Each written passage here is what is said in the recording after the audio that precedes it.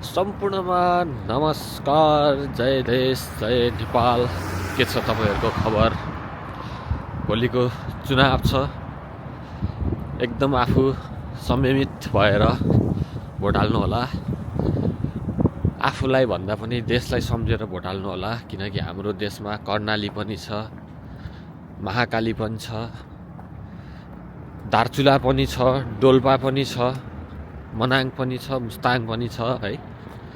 त्यो ठाउँहरूलाई सम्झेर भोट हालिदिनु होला, किनकि हामीलाई काठमाडौँ मात्रै विकास गर्नु छैन, हामीलाई यो 77 जिल्ला चाहिँ विकास गर्नु छ।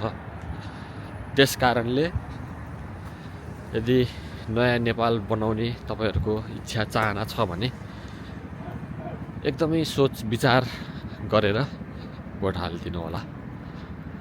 ल, यही कुरालाई म विनम्र अनुरोध गर्न चाहेँ। मेरा सम्पूर्ण देशवासी दाजुभाइ दिदीबहिनी आमा बुवा सम्पूर्ण साथीभाइहरूलाई चाहिँ मैले यही अनुरोध गर्न चाहेँ। ल, यति भन्दै जय देश जय नेपाल, सबैको जय होस्।